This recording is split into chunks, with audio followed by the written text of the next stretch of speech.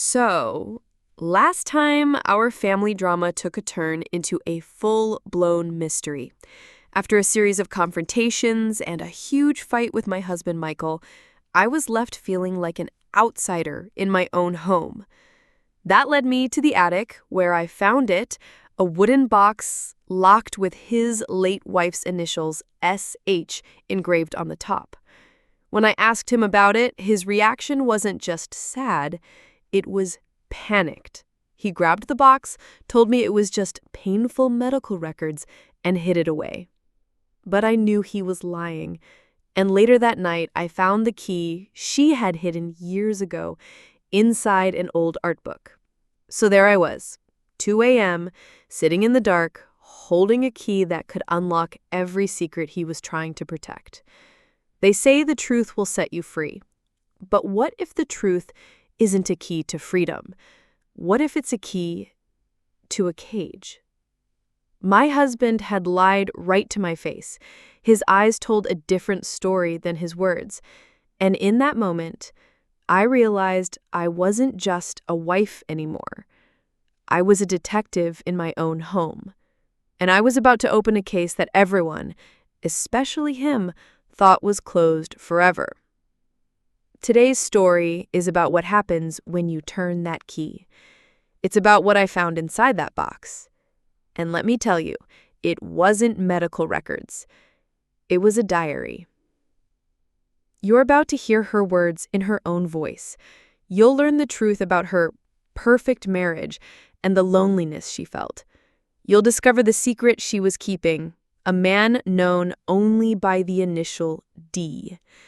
And you will read her final, terrifying entry, a prophecy written just before she died, a warning that turned my new husband from a man with secrets into a man I was suddenly afraid of.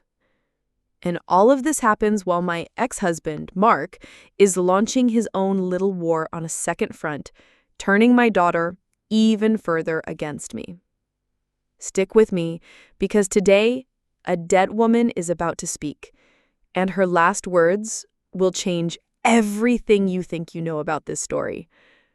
Let's get into it. So there I was, in the dead of night, having made my choice. I walked silently into Michael's office, my heart pounding so hard I was sure it would wake him up. I found the box hidden on the bottom shelf of his bookshelf, tucked behind a row of boring architectural binders. I pulled it out, took a deep breath, and slid the small brass key into the lock. It turned with a satisfying, quiet click.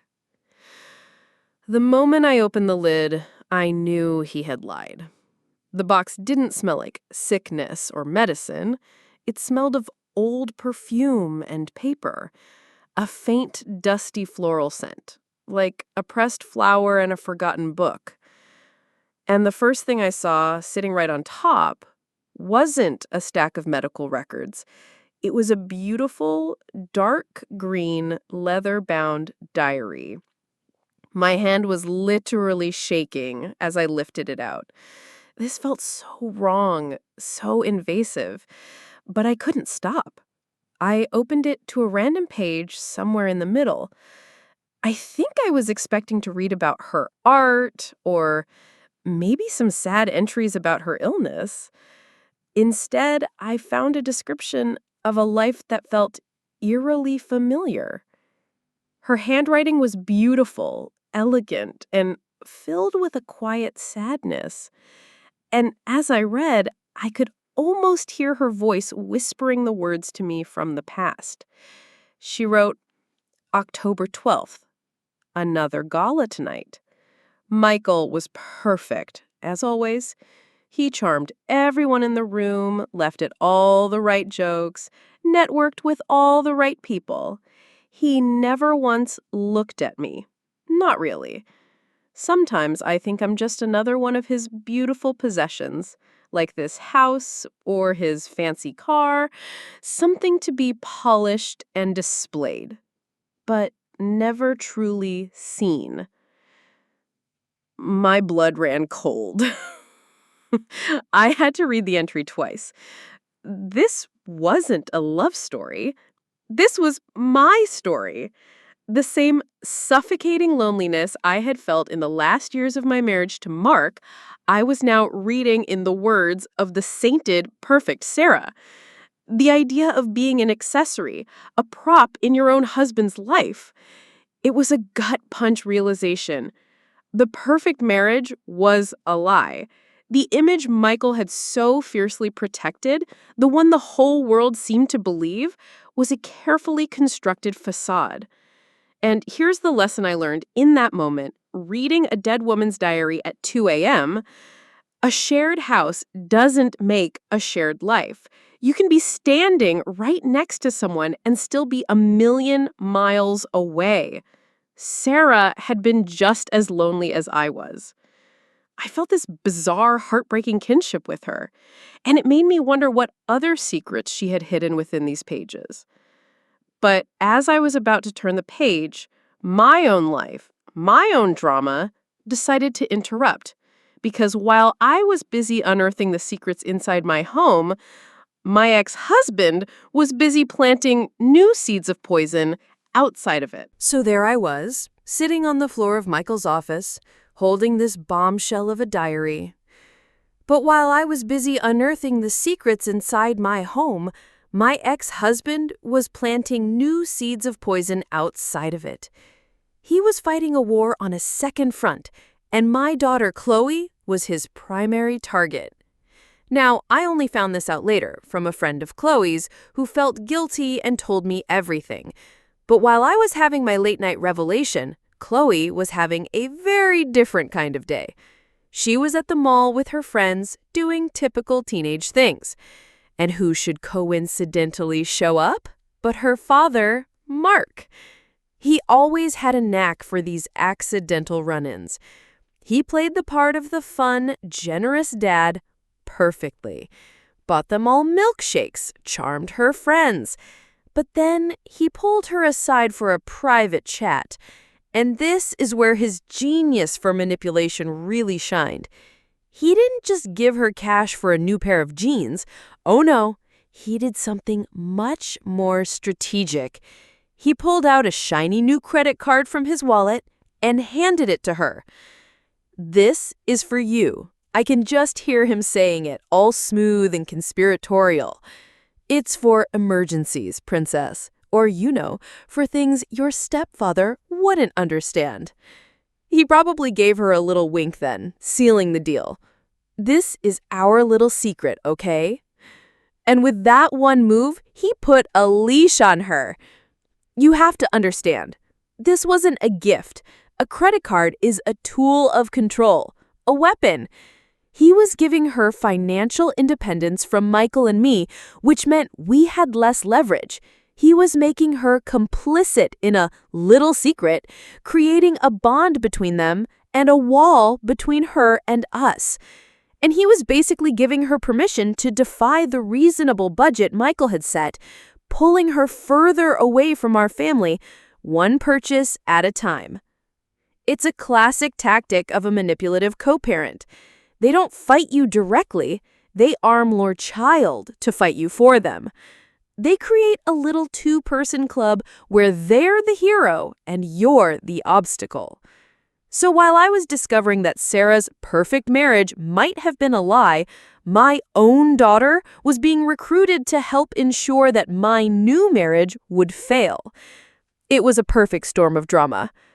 And back in that dark office, as I turned the next page of the diary, I was about to find out that Sarah's perfect marriage wasn't just lonely. It was filled with a quiet contempt that I was beginning to see reflected in my own new life. So I pushed Mark's schemes out of my mind, for now, and turned my focus back to the diary. The leather felt worn under my fingers, soft and old, like a voice that had been waiting to be heard for far too long. As I kept reading, a new pattern started to emerge. This wasn't just about loneliness anymore. This was about contempt. Sarah didn't just feel invisible. She felt dismissed, misunderstood by the one person who was supposed to truly see her. Her words, so carefully written, began to carry a sharper edge, and the sadness in her earlier entries gave way to frustration, to something like quiet rage. One entry hit me so hard, I had to stop and read it twice. She sold a painting today, my first real sale, to a gallery downtown. I was so excited I could barely speak.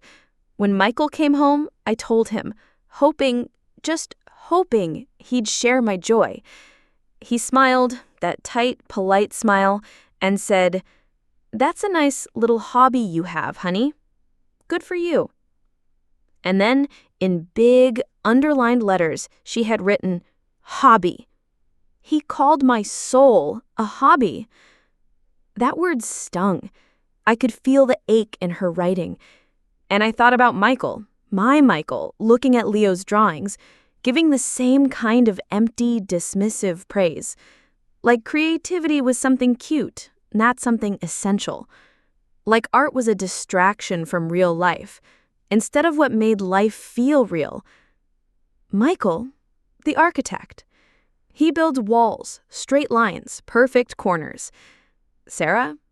She spilled color, broke rules, chased messes. Of course he didn't get it. He never would. And in that moment, I saw it so clearly. This wasn't a marriage of opposites. It was a slow erasure, a quiet invalidation of who she really was. And I couldn't help but wonder, if she had felt that unseen, that dismissed, what else had she kept hidden? That was when I turned the page and saw something unexpected. A single letter scribbled in the margin beside a tiny doodle of a sun. D. And that one letter would change everything. So I'm sitting there, on the floor of my husband's office at 2 a.m., basically reading another woman's mail. I thought I had the story all figured out. Lonely wife, dismissive husband. Art as her only escape. It was a sad story, sure, but it was familiar. It was a story I recognized.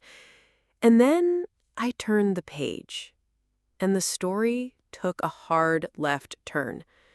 It started with a single letter, scribbled in the margin next to a little doodle of a sun, the letter D. At first, I didn't think much of it, but then D started popping up everywhere. And whenever he did, everything about her handwriting changed. It was more energetic, more alive.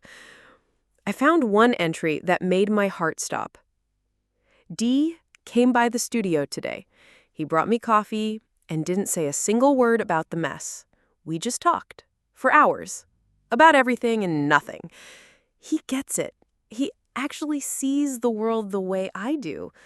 With him, I don't have to perform. I don't have to be the perfect architect's wife. I can just be me. And just like that, the final puzzle piece clicked into place. Oh, she was having an affair.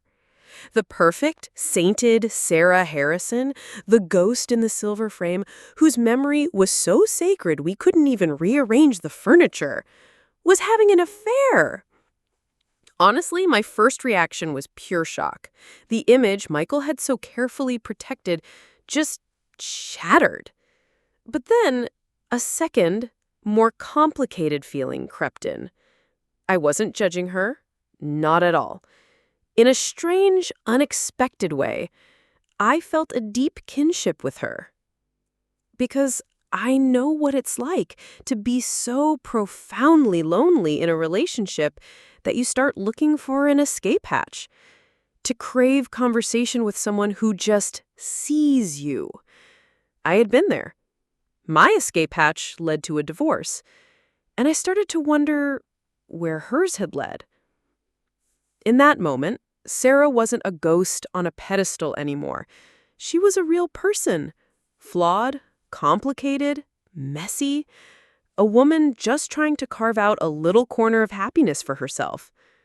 And that made her infinitely more interesting, and her story infinitely more dangerous. Because her story was no longer just about sadness. It was now about a secret, a transgression. And as I kept reading, my hands getting colder with each page, I was about to find out that in a house as tightly controlled as this one, transgression often leads to punishment. I had to put the diary down for a second. One word, interrogation, sent a shiver down my spine. I've seen what a heartbroken, cheated-on husband looks like. They're a mess, emotional, angry. But calculating? Cold? That's not pain. That's strategy. That's not someone mourning a betrayal. It's someone analyzing a threat. That was the moment everything shifted. Her story was no longer just about sadness. It was about a secret, a transgression. And as I've learned the hard way, stepping outside the lines of a marriage always comes with consequences. The change in her writing was unmistakable. Her beautiful, looping handwriting became shaky, rushed.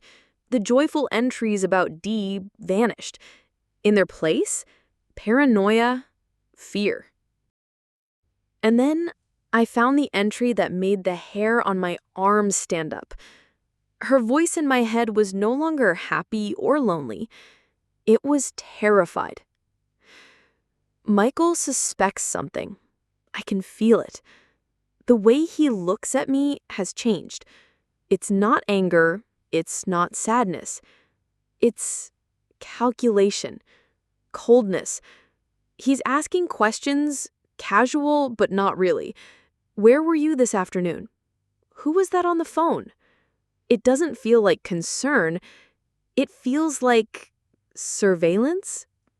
That word wasn't in the diary, but that's exactly what it sounded like. And suddenly, I saw Michael differently too. Not as the grieving, gentle husband, but as someone who needed control at all costs. That's the scariest lesson, isn't it? There's a fine line between love and possession, between care and control. And I was starting to think Michael had crossed that line a long time ago. The diary wasn't just a window into a broken marriage anymore. It was starting to feel like a thriller, a countdown. I turned the page, almost afraid of what I'd find next, but before I could read her final words, I heard tires on the gravel outside.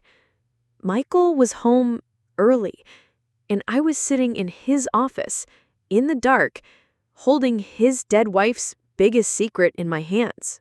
I was completely lost in Sarah's world, in her fear, in her voice.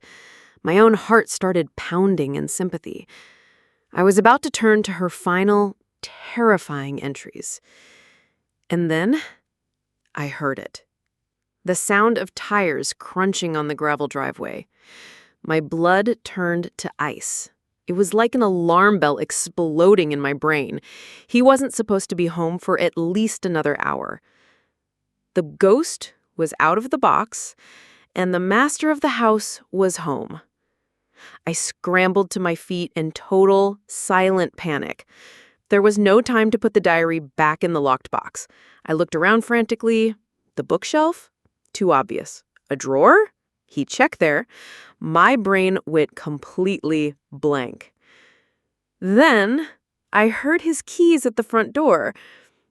In a last-second desperate move, I ran into the living room. I shoved the diary deep between the cushions of the big, comfy armchair in the corner and threw a decorative pillow over it. I spun around, heart pounding, trying to look casual, like I had just been admiring the wallpaper or something. He walked in, looked tired, smiled when he saw me. "Hey, you," he said, voice totally normal. And then, in a moment of pure cinematic horror, he walked over to the armchair. The armchair. And sat down. He literally sat down on top of his dead wife's secret diary, let out a long sigh, leaned back. "Rough day?" he asked, totally oblivious. I just nodded, couldn't speak. pretty sure he could see my heart beating through my shirt. Every single nerve was screaming. All I could think about was the edge of that green leather book, probably digging into his leg, just inches from being discovered. It was one of those out-of-body moments where you're watching yourself and thinking, act normal, don't be weird, don't look at the chair. Why are you still looking at the chair? I learned something very important that day. I am a terrible liar, and I am an even worse criminal. He seemed so normal, so kind, so completely unaware that he was sitting on a literary bombshell. But then, he said something. Something small, casual, innocent.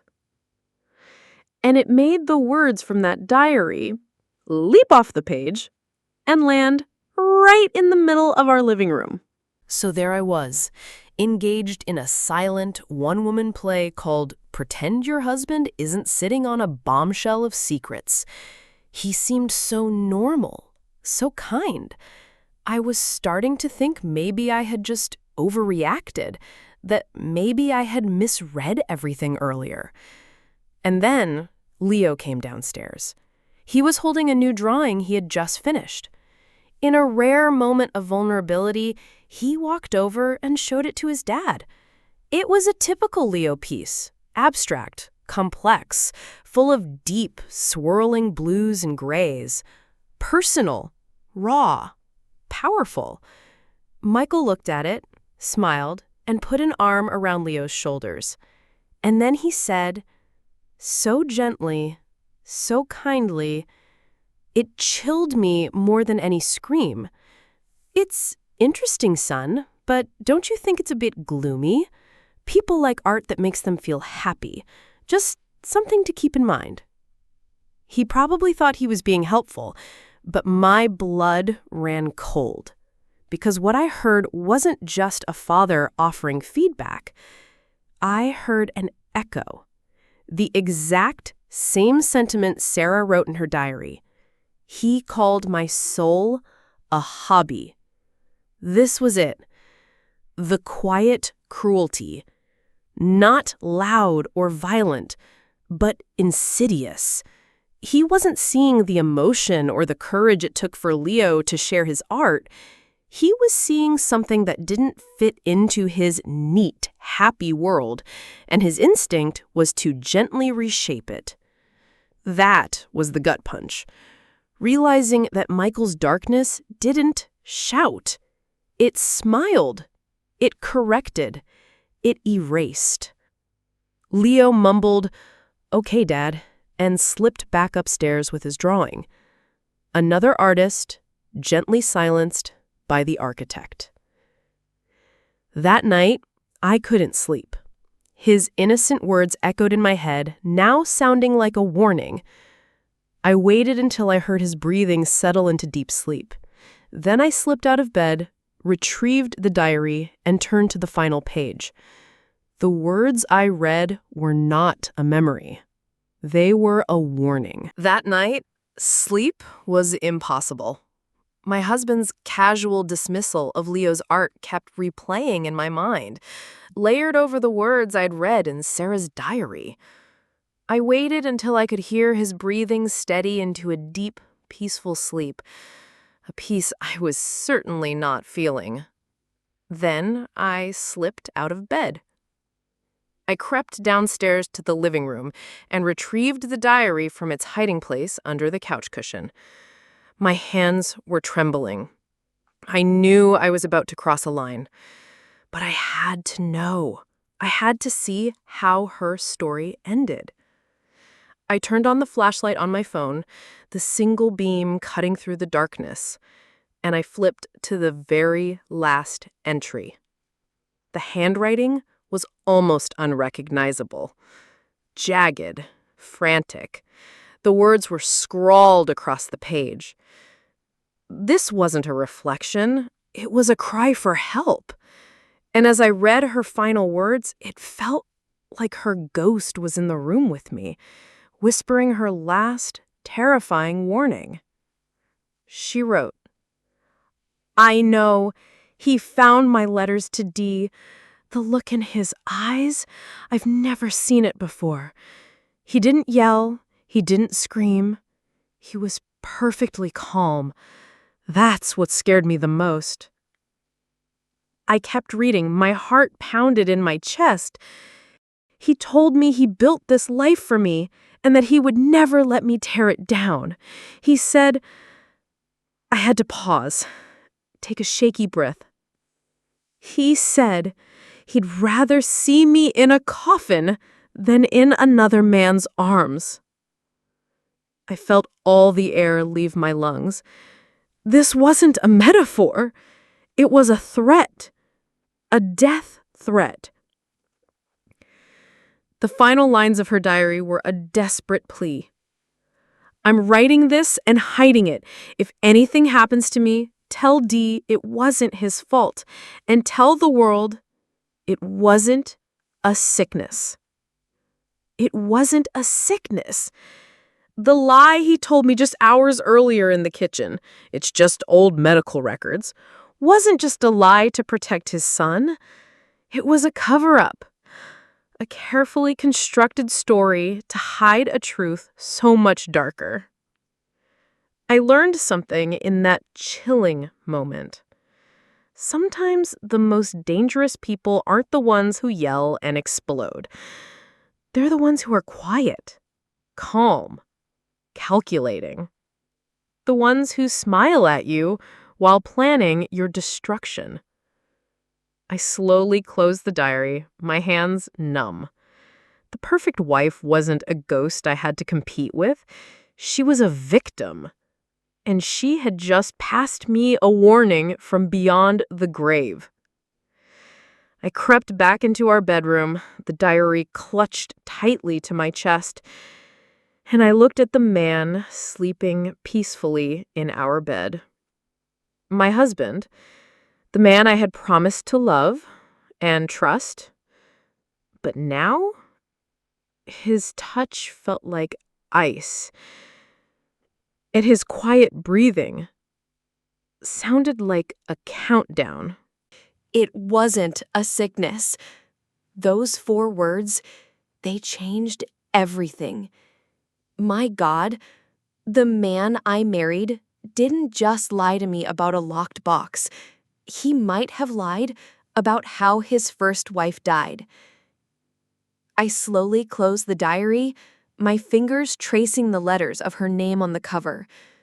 All this time, I had seen her as a ghost on a pedestal, a perfect memory I could never live up to. I was so wrong. She wasn't a ghost to compete with. She was a victim, and she had just passed me a chilling warning from beyond the grave. I crept back into our bedroom and slid into bed next to him. The man whose peaceful breathing had once been a comfort now sounded like a threat. His warmth felt like ice. My mind was racing, trying to put the pieces together. The loneliness, the dismissal of her art, his panicked reaction to the box, the lie about, quote, medical records, and now a death threat. Who is Dee, the man she was trying to escape to? And what really happened to Sarah Harrison in her final days? I realized with a wave of sheer terror that I wasn't just living in a new house with a new family. I was living in a potential crime scene, and I might be sleeping next to the killer. This is where the story turns, and I need your help. I'm living with a man who is either a calculating murderer or a deeply heartbroken man who said terrible things in a moment of extreme anger. Based on everything you've seen so far, what does your gut tell you? I want you to be the jury. Vote in the comments below, guilty or not guilty.